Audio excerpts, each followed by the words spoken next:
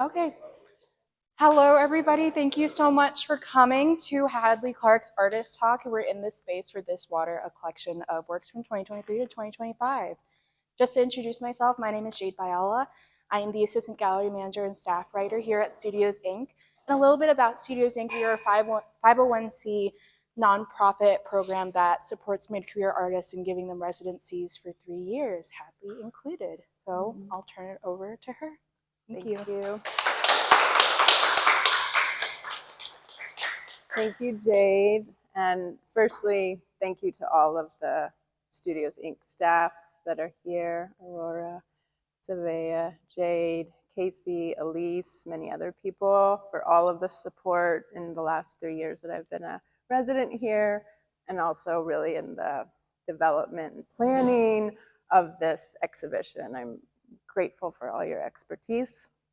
I also want to thank the Belger Crane Yard. I was an artist in residence this summer, and so all of the ceramic work that you'll see around the exhibition hall right now was made during that time, and I'm so grateful to have been around that expertise and education and just the time to be and to play and to learn more. So thank you. So I'm going to talk a bit today about how this all kind of came to be, the way that I think, the way that I approach what we're seeing all around us. And then we're going to kind of move through, so I might have you like taking your chairs other places if you want to, or just standing throughout. So I plan to do an intro. I'll probably talk about like 3 or 4 pieces that I think are helpful. And I really want to think about this like a conversation. I'm not a super formal person. So if something comes up that you think is resonant or I'm missing something, because I forget a lot even about my own practice and work, shout out to Kelly if I forget something, please feel welcome to interject something, but we'll definitely have a Q&A at the end for sure. So I love clothes. I love making them. I love thinking about them. I love thinking about them as this question and what else can they be? I have a background in fashion design and a painting degree. And so I really consider myself an artist that lives in the space in between those two very historical ways of making and process. And so I have a history also of having stores. That's what this piece behind us kind of is representing, that part of my biography. But I opened up a second store in 2012, a couple blocks away from here. And I had this thought that it would be so cool in the installation of the store and the garments that were for sale, and the worlds that I was building for the garments to live. What if the parts of the garments, the waste, the excess of the remnants, the material, were a part of the visual display? So what my idea was like, what if the floor was just the cutouts of all of the garments that were in the space? And of course, I did all the build out and everything by myself, and I had a month to do it. And so I ran out of time. So I did not have time to like build that part of this installation, this world. But I couldn't stop thinking about what would and how could I make a garment that was seamlessly attached to its waist. Everything that's not a part of everything that we're wearing today was brought to the forefront in the visual of what was happening. So I would, I'd be in the shower, I'd be thinking about it, I'd be driving, I'd be thinking about it. And then one day in 2018, I had the deadline and the opportunity to figure it out. So I figured it out. And so I worked in my studio, and I had a bolt of muslin fabric that was attached to this a motorcycle jacket. You'll see a lot, this style right here, to create a sculpture for a gallery. And I figured it out, and I was like, this is so cool. And I got to present a garment attached to its waist in a gallery setting, which was like, high five. And then like I, continued to make garments and teach and do all these other things, but I couldn't stop thinking about it. And so that brings me to these 3 pieces. I'm also somebody, when I had a store and a storefront, I did a lot of work with material reuse, not as a conceptual idea, but because I couldn't afford fabric anymore.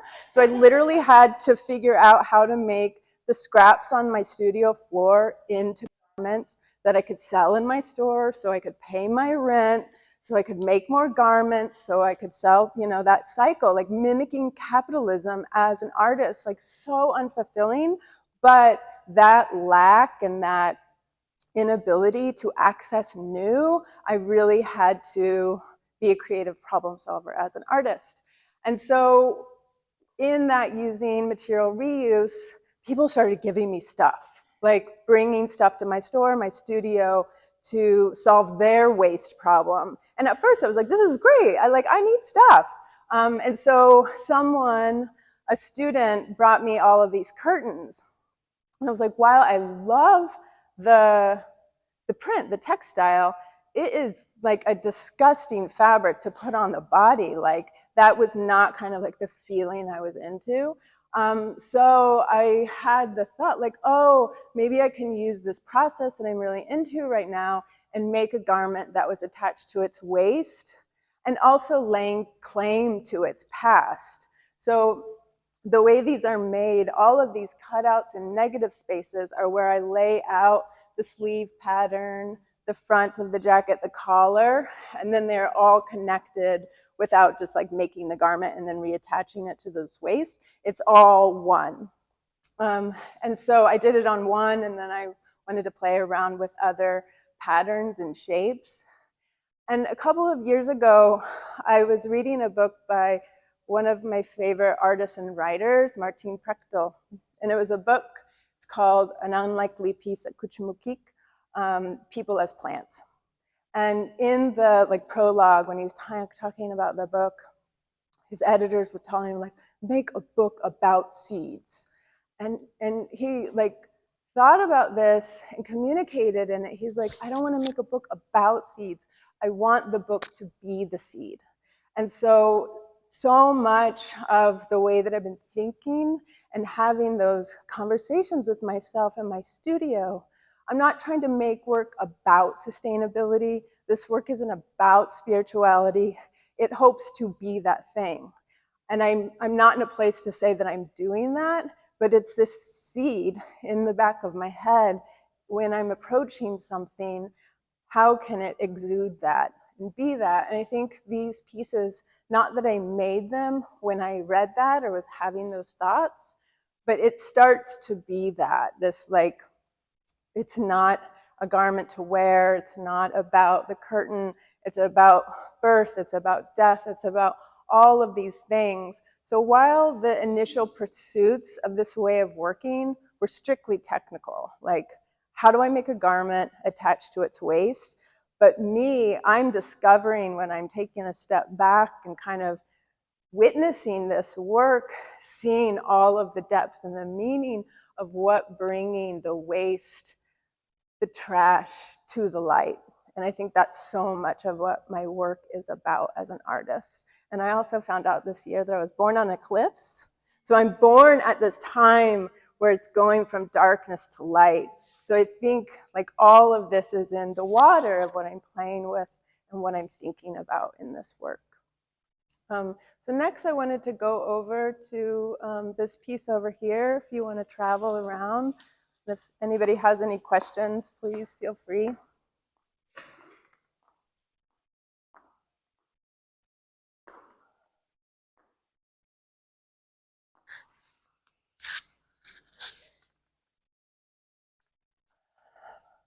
So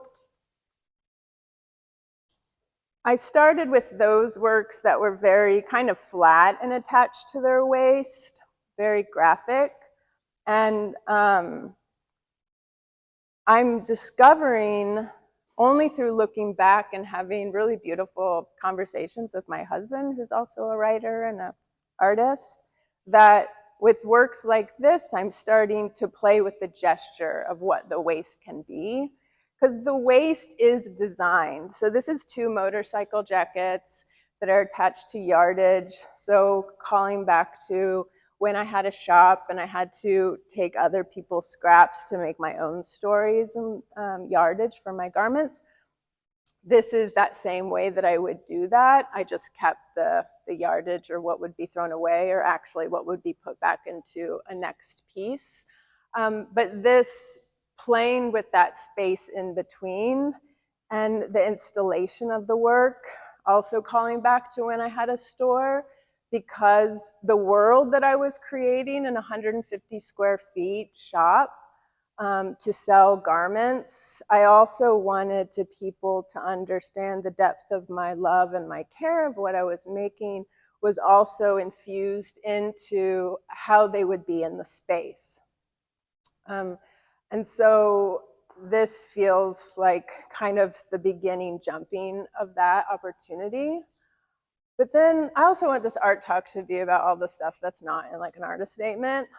But I mean, honestly, I got a studio here at Studios Inc. and it was amazing. I got a rather small studio the first year. That was amazing. And I asked for a bigger space, a bigger studio. And I was really lucky that I got moved across the hall into like a studio. I think it's bigger than my house. I don't even know how much square footage is. It's a lot. But all of a sudden, I was in this space that was huge. And I became extremely overwhelmed, almost to where I had to leave because I had like, I don't deserve this, I'm not good enough, like all of that kind of deep-rooted stuff that's in all of us. I felt undeserving. And so I had to leave after being there the first day. And then I came back the next day and I was like, the only way you're gonna own this space is just do what you know how to do. Just like get into your flow of how you make. And so for the first time ever, I had the ability to take all these scraps and like lay them out all over the floor. Usually I'm just at my studio and I'm taking a piece of fabric and I'm like, I think this will be fine, and just intuitively moving. But the ability to have space, to see that part of the process, and then to make it, it's almost like this like security blanket, this piece, and it really did empower me to feel connected and able to see myself into the future and to be able to occupy that space with what I wanted to envision and create for myself. And also with this piece, it was so big when it was done as well, and I was able to like hang it from the ceiling, and I stood back from it, and I started to cry because I was like, I've never been able to see this before. And I think if you're an artist, you can really relate to being able to witness and step back and really see what you've done, because we're so inside of the work. And having that space and being at studios has provided me something that I didn't know I was missing, and I didn't know was going to be so viable and needed in the way that I present the work. And this piece also, you know, putting an installation of your work in a gallery that's this massive is also can be an overwhelming and very exciting undertaking. And so a lot of this installation of this piece has to do with the space that I'm in. And the movable walls are exciting and can be overwhelming as well. And so I started to thinking of them as a part of the sculpture. It's like the waste, like I'm not trying to like put it in the background and just like hang something on it, but how can I bring you into the experience of it? So in those ways, how I'm thinking about installation of the work is as like connected to the work itself.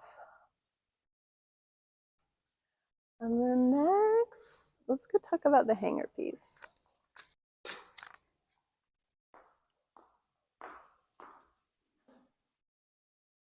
How am I doing on time? What time is it? Oh, cool. Perfect. Great.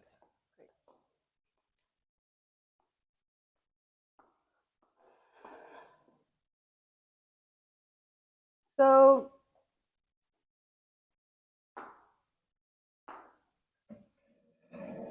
something about me that I just learned. I like to make functional things unfunctional. Um, uh, and, and I can see them as functional, but I think a lot of people can't see them as functionable. So this piece harkens back to my shop, like I mentioned. And in my store, I, for a period of time, hung chairs on the walls and put a rack in between them to sell the garments.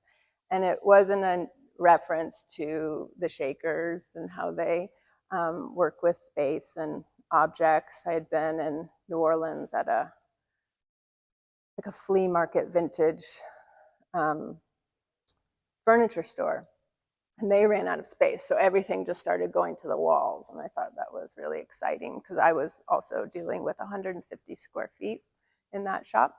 And so I wanted to do an installation in here that spoke to that part of my history, which is so embedded in who I am. Um, and I think I was raised by a family of entrepreneurs. My dad was always the president of the business. My grandfather was in charge of the business. I think it's very much in my DNA to kind of want to sell you stuff and be the boss. And so really owning that, even as a visual artist, where sometimes the monetary part is supposed to be over here, but really bring that to the light as well. So during my residency at the Belger, I had a couple of years ago been making hangers for my work, and had slight success. And after speaking to a lot of the very expertise makers and artists there, I got some great advice about what kind of clays I should be using, and drying and slowing down and all of these things. And so during that, I wanted to make a series of hangers that could function, that can be art objects, but they are functioning objects as well, as far as holding and carrying the garments. And I also, a couple of years ago, started making buttons, because I am a fashion designer too. I make garments that you can buy.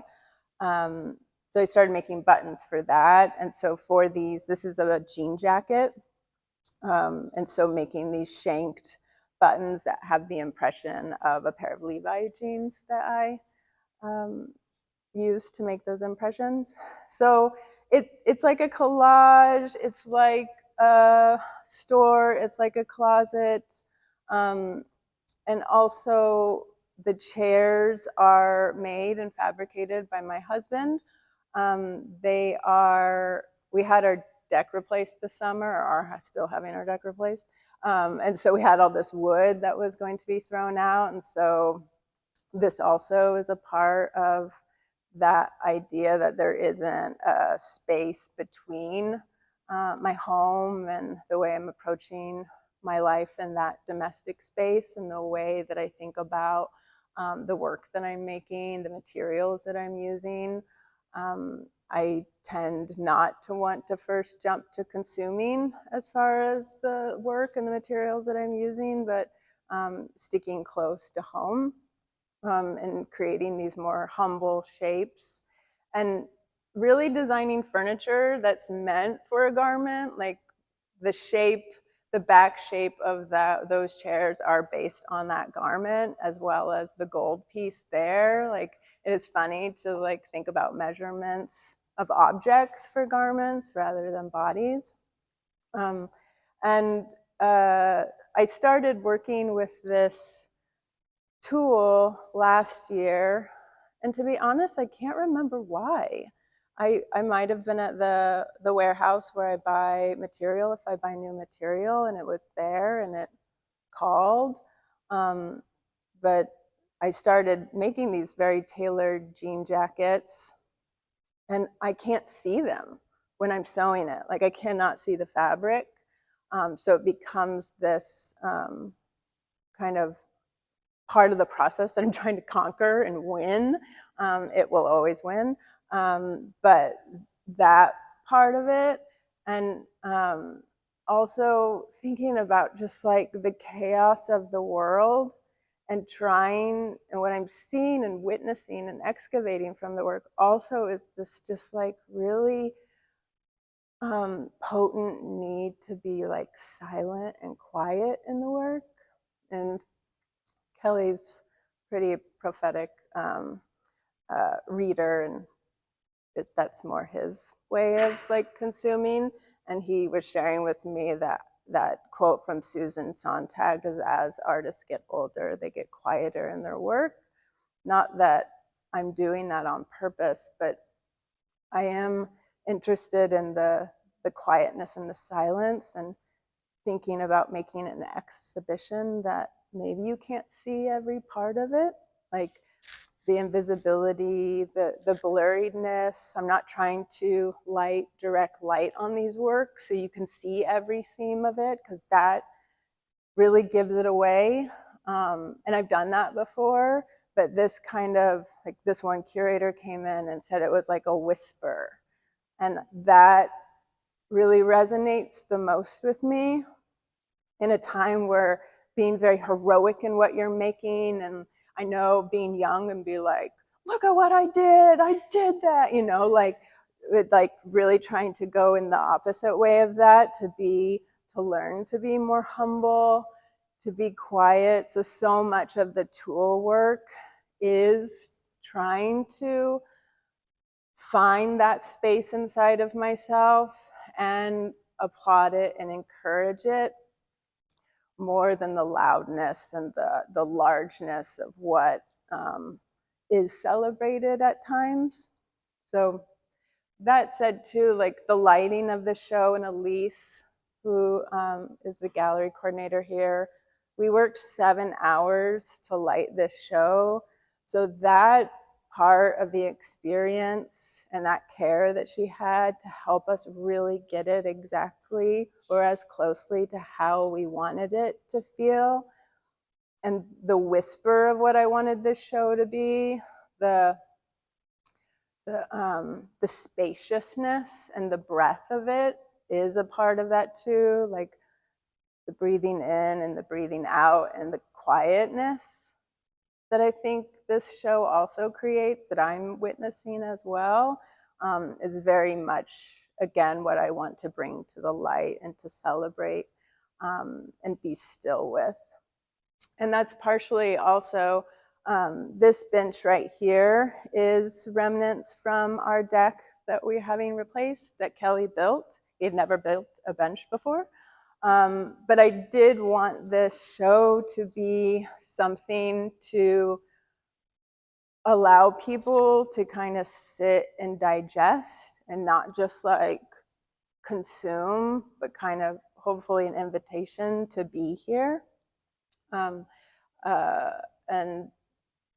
yeah, and so we have some other benches too that are here that are great too, but that invitation and to be here with the work feels, your action or your time and your quietness and your thought are a big part of what I was trying to consider in creating a space for us all to kind of be in, that feels kind of tucked away from the world, at least for a little bit.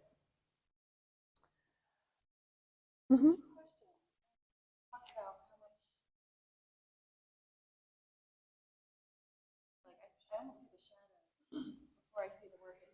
Yeah. Yeah. Shadows, I don't want to be reliant on them. So they're going to be here because of the white backdrop, the need for the light to kind of allow it to be. But I don't, I mean, I don't want to rely on them. I think there's beautiful work that exists in the world that very much is operating around what the shadow can do and what it can be. For me, like with most of the work, I'm so in it, and then I put it up, I'm like, oh, shadows. I hadn't thought about that. Okay, how am I going to deal with that? You know, and so that happened with the tool piece. Literally a year ago, I installed it in a show and I was like, oh, that's so cool. I hadn't had that moment because I hadn't had like lighting in my gallery. It's again, like so much of this is new for me in presenting work like this. So it obviously becomes a part of the conversation. It becomes a part of the visual narrative. So how I am working with it and working around it. And I'm very much into symmetry. And so just, I mean, I just wanted to be quiet with it. I do want the garments to kind of flow in and out of those grays of what's happening in the back. The chaos of the hangers, again, I put them up. I was like, okay, hanger shadows. Okay, how do I work with that? And I think it's like with a lot of what I do, it's like a feeling my way through, like digesting it, allowing it to metabolize, and if I have time, like allow it to come out, and I'll see it and I'll know it. You know, it's like all of that stuff that words, it's not a math formula, it's just like a feeling. Comment on Sure. this piece. I really love this piece, and my mind tends to search for narrative, I think. And so when I first saw this piece, it automatically made me think about like a meditation on grief and loss, and especially thinking about like a breakup and how like slowly the clothes are coming out of the closet and the empty hangers are being revealed, and the way that the fabric is translucent is also giving me ghostly like presence of like kind of this haunting of what's left. And because I see the chairs, even though they're small chairs, I see them as like an invitation to sit down, an invitation for conversation. I'm anthropomorphize them as being almost like a stand-in for two people and like what's left between them. And so to me, it's like, oh, this is like bringing up a lot of like thought and emotion that I'm projecting onto it. And so I just wonder if you've ever like received comments or feedback of people like really projecting themselves onto your work in any way, kind of like that. Yeah. Yeah. And I'm so delighted, and because I feel like so much of this show is just an offering.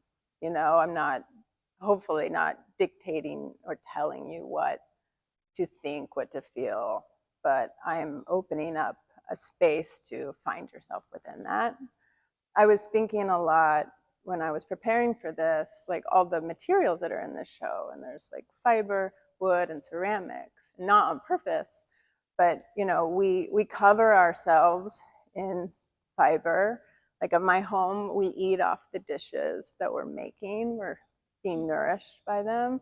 And then the wood is things that we're sitting on, we're finding rest. And I think they're all connected to the body in some way. We have this like real relationship, all of us separately. So for you to find your narrative, the story, the safety, maybe in the understanding of what it is, because I think I think I read something once, like we're all trying to like finish the story. Like as long as we have the ending, we'll feel like safe. And I, as human, totally relate to that. But I think sometimes as the maker, and like you're an artist too, and I bet with your paintings as well, you're just opening that for somebody to find their period at the end.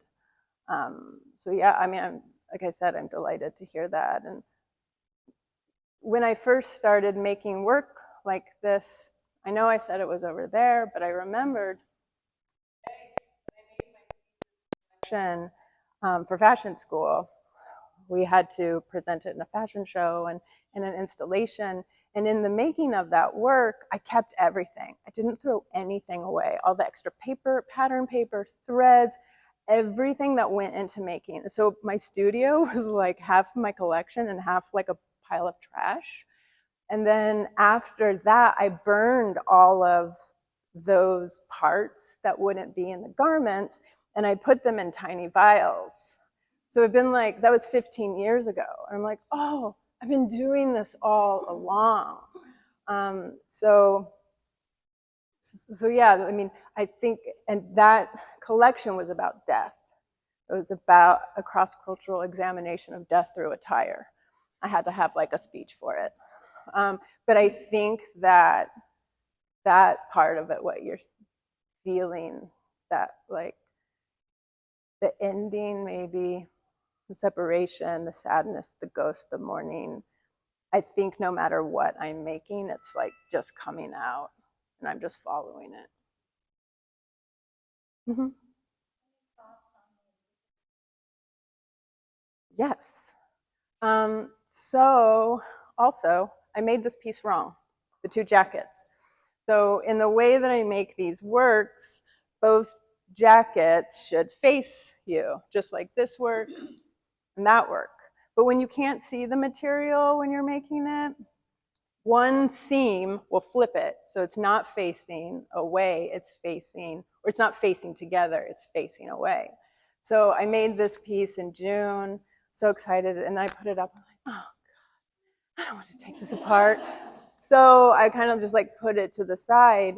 But then when I started thinking about this piece, I was like, oh, it actually would be nice if there was a garment in this, but didn't take over the space, like the material. And oh, this piece, the garments face the same direction. So the flow of the waist between them can do that. And then, you know, thinking about the title of the show, This Water, this shape that I started making last March with the gold piece and the pants piece, seeing that after I came up with the title, I was like, oh, that would be a nice kind of reflection of that wave, that space. So there's that. But there's also like, I have to get it up or it would just be on the ground too. So I think it's fun to be an artist because you're dealing with those technical issues of where I want the piece to sit on the wall, but also the emotional aspects of what I'm trying to exude and the whole story that I'm telling. It's not just parts of something. It's hopefully all working together.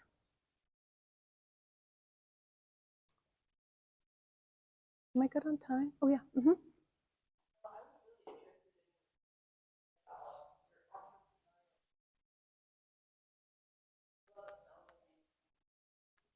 Earlier about artist, what it looks like when an artist has how that's unfulfilling. Yeah. But at the same time, you have this entrepreneurial spirit, and it's natural for you to want to make put those things in other people's hands. And I think that's probably where some of that functionality, like love of functionality, comes from. And so it's really interesting to me when that functionality becomes more poetic, but it becomes less commercial. Not way, but my question, I guess, is just how do you see those differently? Capitalism versus how you make and what you love about making. Well, it's a polar opposite. Like it's kind of the most punk rock thing I can do is like go to studio and make things that probably nobody's gonna buy, but like know that this is the most valued way to spend my time. It's the thing that will, I think, create cultural capital around me, the thing that will spark conversation and relationships in my life. It's the thing that values what I see and believe that I'm here to do. But I mean, it is a really good point because in 2017, I had my shop. I wasn't really making any money. It was more like a project than a store. And I was teaching people how to sew, and that became really viable and fun and like brought out this thing in me that I didn't know was there because I was so concerned about selling and finding my ego and my success through that. And in 2017, I was like, I have to stop doing this. I can't have this store anymore. It is like breaking my heart, you know? It is like walking into a room that's like shouting your failures at you constantly. But then ending it would also feel like the massive failure that everybody else would see. I would just know it when I was in there by myself. So I closed it and I got a studio that was like, I called it the tree house. It was in this hidden place in this yoga studio. It was going to be my best friend's office, but she wasn't going to need it. And so I went into hiding in sorts, away from public and access to providing things for people to buy. And I partially did this because I was like, I want to investigate this. This is what I'm interested in. This is speaking to like what I'm thinking about, more than a dress that, while I love making it, towards the end of having a store, the things that I was making, I was not proud of. And that was also breaking my heart. And so while it made no financial sense, actually either direction, it's what felt like the next direction too. And it isn't till later when I realized like, oh, that's all I'm doing. I'm mimicking this thing that is like destroying me. Again, like looking back and seeing what it was.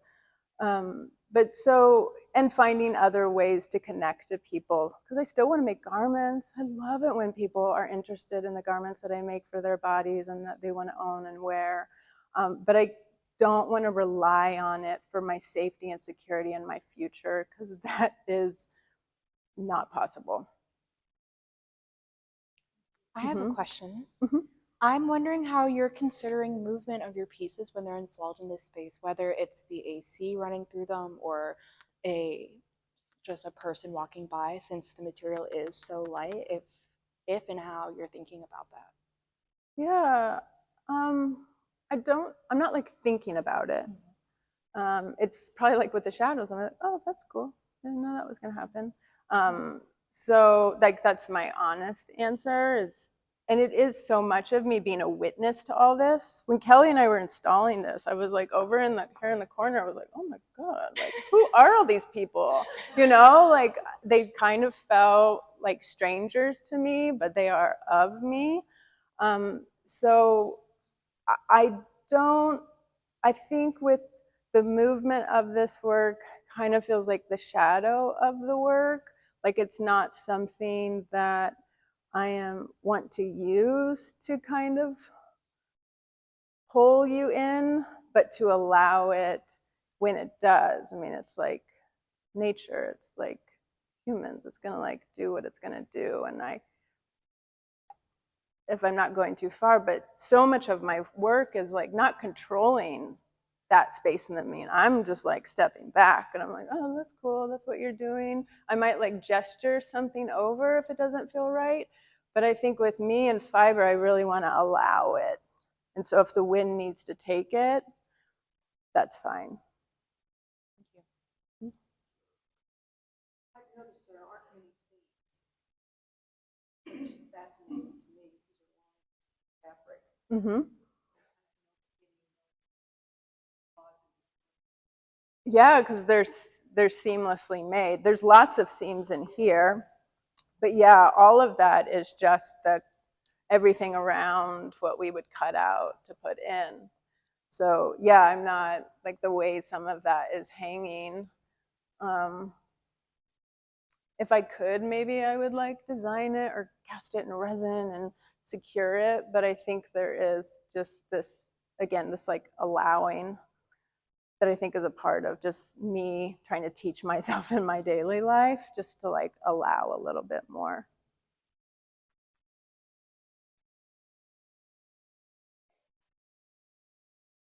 No, no, no.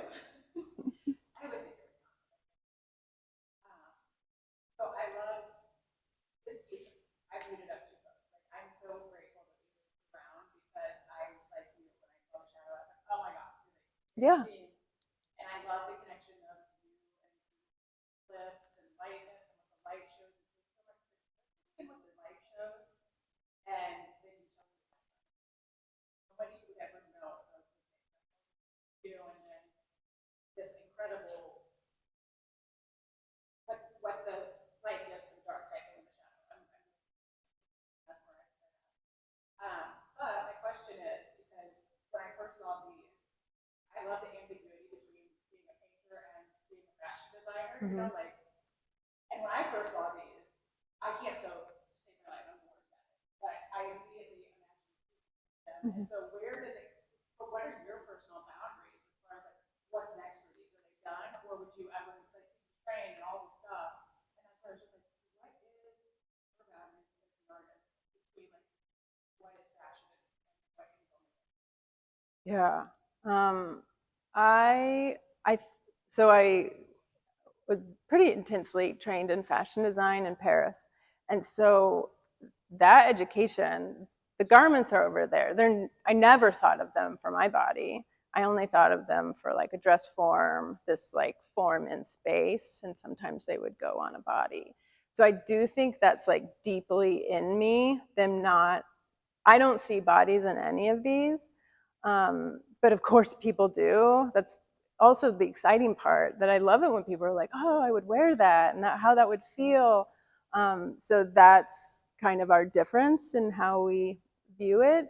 When I started making these pieces that were connected, I started having thoughts about, oh, what would it be like to document people in them? Like that could be like really lovely. Uh, but yeah, my simple answer, I never think of them for me or for you initially. I think Kelly wrote about it. Like when I put these up, I laughed. I was like, oh my God, these are so silly. They're so wild. And that was so delightful for me that I got to feel that, because I'm making all of this for me first. If I get invited to show them places, that's excellent. But mostly I'm kind of amusing myself, or I'm learning something about myself when it like comes out. Which piece would you want to wear? Oh no, I'm not talking about. Okay. Okay. You didn't do that. I just immediately, and that's where I was like, figured human in them, like, and I just love that you do that. Yeah. And so those are art. I would never put them on my body. This is, the photos that I don't. Yeah. Wearability is not culture's consideration, period. And you know that. Mm-hmm. And a lot of other countries. So this is more honest. Wall art is sculptural. Most culture is not a wall. Mm-hmm. It is unwearable. Yeah. And yet it sells the perfume. Why don't you? Oh yeah. I would love to. Yeah. I know, I haven't figured out my perfume yet, my perfume. I've tried some things. Yeah, the clay hangers are my perfume. Yeah. Uh-huh. It's about what you were talking about when you saw the curtain for the first time. That I think you wrote about that moment. Oh, it was like you had molded. You were seeing yourself for the first time. And my question at first was, do you, because so much of this show is autobiographical to some extent, not directly, but referencing it, I was to these. I mean, I just see figures too, of course. But I was going to ask, do you represent different people in your life? And now is it like, are they self-portraits?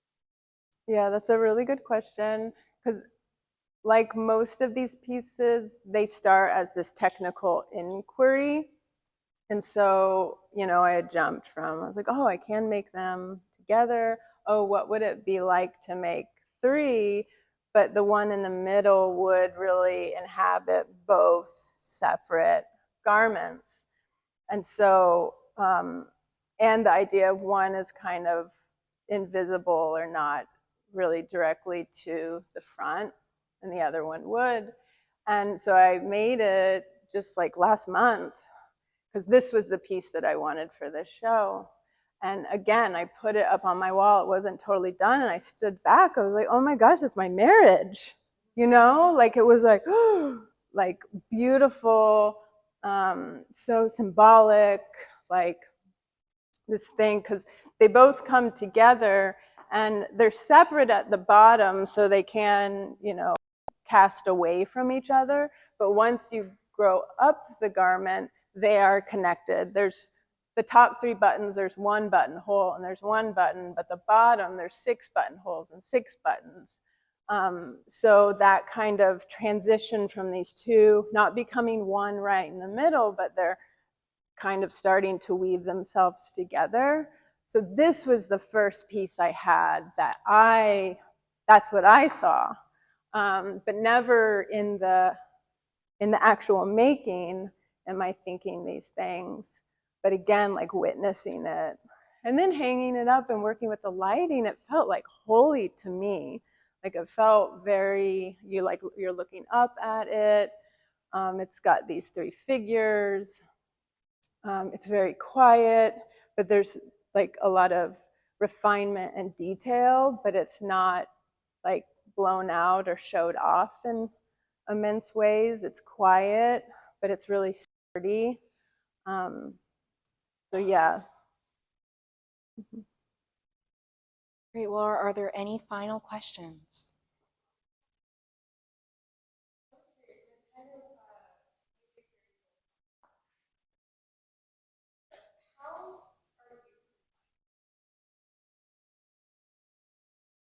Yeah. Okay. That's a great question.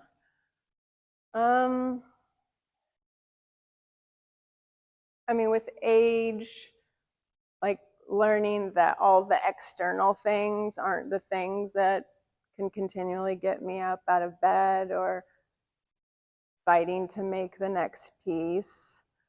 I have a strong devotional practice. Like there's so much like medicine and plant and like prayer and intention in this work.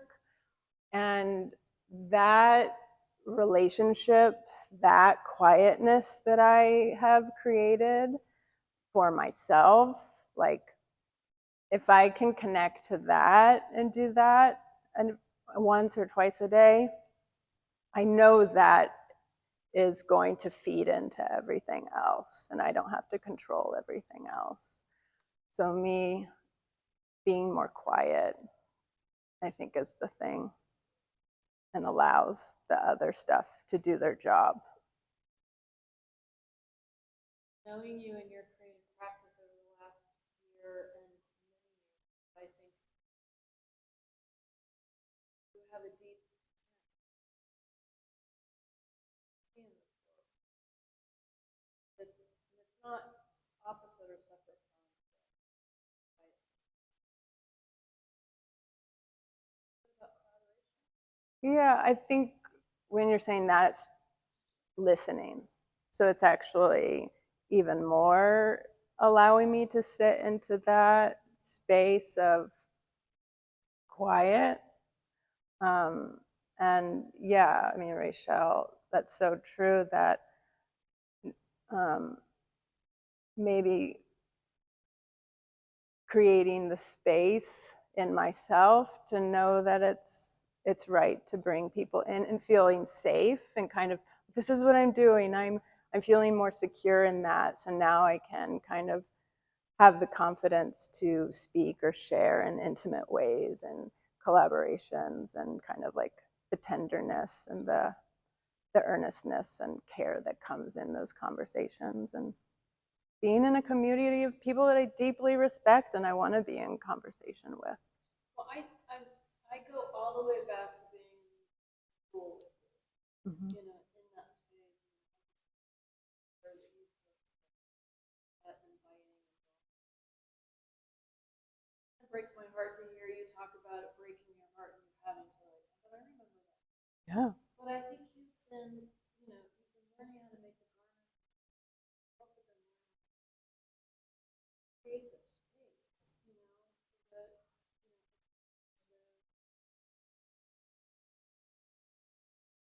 It's probably teaching too, like bringing people into the space, opening that part of myself that I think when you would have people come into my shop and, you know, tell me that my handmade dress wasn't worth the price tag, it made me really mad, resentful, and it hurt my feelings. You know, it invalidated me. And then once I started sharing that knowledge with people and wasn't like holding on to it, I think that also opened something up, and I allowed people to teach me, and then I allowed to kind of share that too. So I do think now that you're talking about it, that feels like a potent part of that exchange as well. Mm-hmm. Oh yeah.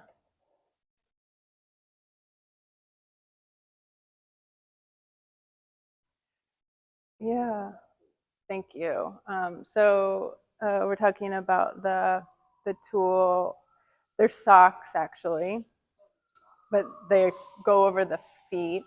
And it's like a lot of these things, these were patterns of garments that I would make to sell. So it's a sock pattern that I would make socks and I would sell them. And I wanted to make smaller pieces too. Like these are all pretty large gestures. And I did want to have some, more intimate ways in and quiet or even quieter ways in. And so I also did, I'm very serious and very intentional, but I'm also pretty funny. I hope that's coming across. Thanks, Dad. And so I was like, I'm gonna make a painting and people are gonna take me seriously. And I'm gonna use this way of working and I'm gonna put it flat on a wall and people are gonna love it. And they're gonna validate me. Just like this silly line of thinking that was half serious, half funny.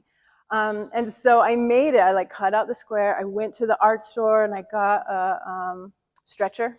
I was like, I'll stretch this around this tool, around this wooden stretcher, and I'll just make a small sock piece. And so I did that, and we brought it down here, and I was like putting it up on the wall, and Kelly was like, no. And so really probably 3 days before the show, we installed it like that because Kelly, who's so embedded into this work as a guide, as someone who understands me, sees me and sees this work in his own way that I very much validate. And he was like, 1 point, just like hang it up like that. So I did what he said, and I was like, collaboration, you're right.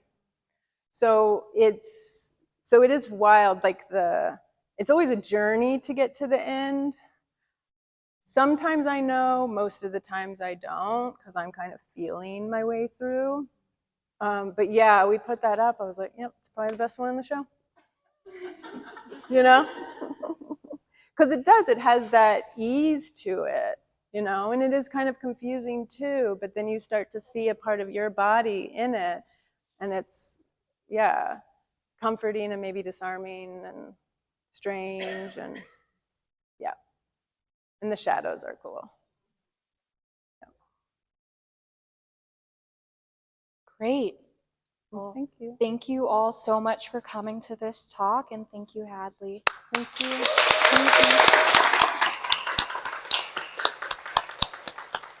And I did just want to mention one thing. Thank you so much. I loved all of your questions and your interest in your inquiry and your time. Thank you. We are hosting a sound bath in here next Friday, the 26th, from 7 to 8:30. My best friend Laura is going to facilitate that. It's an amazing, healing, transformative experience. All you have to do is wear comfy clothes and bring something to lay on the floor. Don't really have to do anything else. And information about registering for that is on the platform over there if you're curious. And I'd be happy to talk to you more about that as well. But thank you so much. Have a great weekend.